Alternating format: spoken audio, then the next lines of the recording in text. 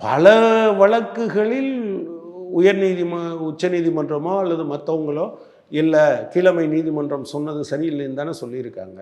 So உங்களுக்கு அது ego, அது ஈகோ கூட இல்லை. ஒவ்வொரு தடவையும் உங்களுக்கு நைட்டு 10:30 மணிக்கு உங்கள்கிட்ட வரணுமா? இல்லை, எனக்கு புரியவே இல்லை, நான் சொல்கிறேன், நான் என்கிட்ட ரௌத்திரம் பழகாதீங்க.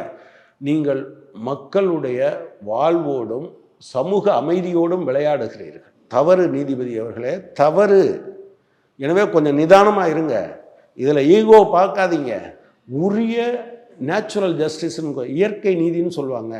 எதிரில் இருக்கிறவன் என்ன சொல்கிறான்னு கொஞ்சம் கேட்க பழகிக்கங்க. ஒரு நீதிபதி ஒரு அட்வொகேட்டு வீடியோ கான்ஃபரன்ஸில் வந்தீங்கன்னா ஆஃப் பண்ணாதீங்க. 2 நீதிபதிகள் சொல்லியிருக்காங்கன்னா அது என்னன்னு கேளுங்க. அதையெல்லாம் விட்டுட்டு நீங்கள் நானே ராஜா, நானே மந்திரி, நானே நீதிபதி, நானே போலீஸு, அதானே இந்த மொத்த இதுலேயும் பாருங்கள். சிஏஎஸ்எஃப் எதுக்கு அனுப்புகிறீங்க?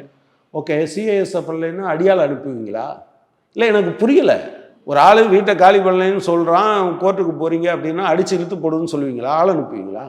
What is this? You are not dealing with execution petition.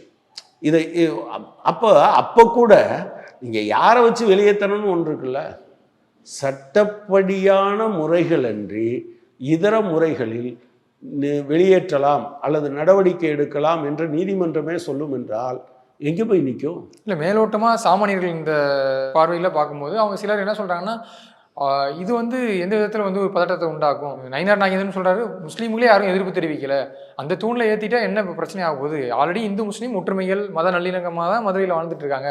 அப்படி இருக்க சூழ்நிலையில் இப்படி மாற்றி ஒரு தீபம் ஏற்றுறதுனால இது எப்படி ஒரு பதட்டமான சூழ்நிலை உருவாகிடுமா? இது தமிழ்நாடு அரசே ஒரு அரசியல் விஷயத்துக்காக இதை இந்த விஷயத்தை ஊதி பெரிதாக்குறாங்கன்ற ஒரு குற்றச்சாட்டுன்னு வைக்கிறாங்க. 2 விஷயத்தை நான் கேட்குறேன். எதுக்கு முஸ்லீம்கள் இதை அப்ஜெக்ட் பண்ணணும்?